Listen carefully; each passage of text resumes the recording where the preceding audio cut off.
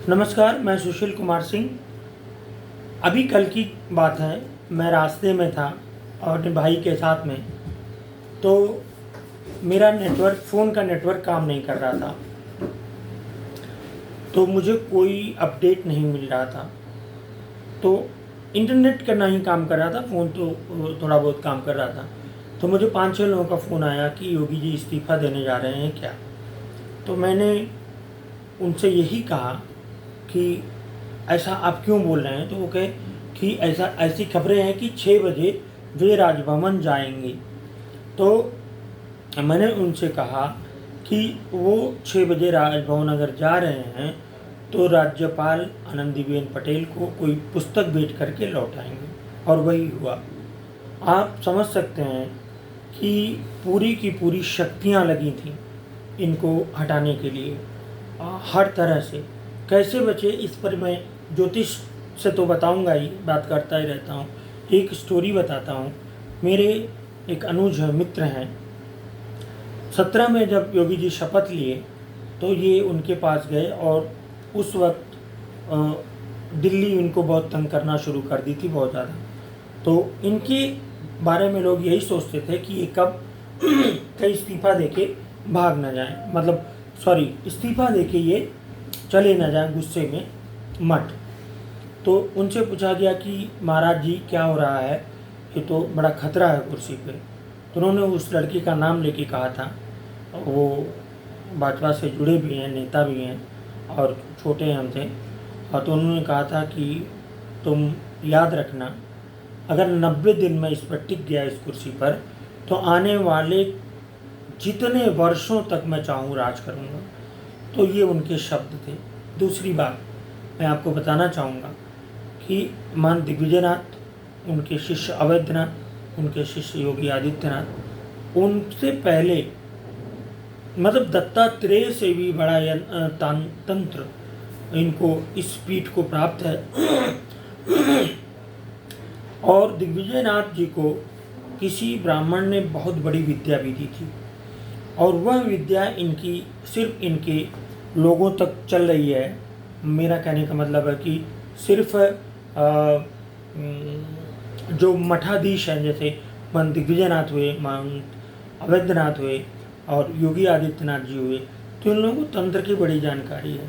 और जो इतने सारे प्रयोग जिनको आते हों, इन पर आपको मालूम होना चाहिए कि उप मुख्यमंत्री ने कई बार प्रयोग भी किए थे।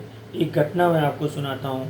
दोनों लोग साथ साथ दिल्ली जा रहे थे, 3-4 साल पहले की बात है, 5 और साल पहले की बात होगी। तो मुख्यमंत्री साहब कहे मैं यहीं रुक जाता हूँ, मुझे कुछ काम है। मुख्यमंत्री जी मुस्कुराए, आगे बढ़ गए। बाद में पता चला कि वो रात भर तंत्र कराए, फिर तांत्रिक उल्टी करने लगा और पूछा गुस्से में कि किसके लिए करा रहा है। तो उन्होंने बताया, तो वो एक फेंक के भागा।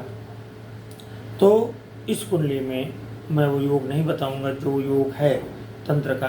तो दूसरे भारत के एक बहुत बड़े आध्यात्मिक व्यक्ति हैं, उनको तंत्र सीखने की बात चली, तो वो यूएस गए और हर जगह पता किए। तो उनको एक पता दिया गया, वो पता था योगी आदित्यनाथ जी का। उनके पास आए, और वो मुख्यमंत्री थे उस वक्त, उनके पास आए और कहे मुझे तंत्र सिखा दीजिए। तो योगी जी बहुत गुस्साए और कहे कि बेवकूफ़ी की बात मत करो, मुझे कुछ नहीं आता। वो 3-4 बार आते रहे, जाते रहे।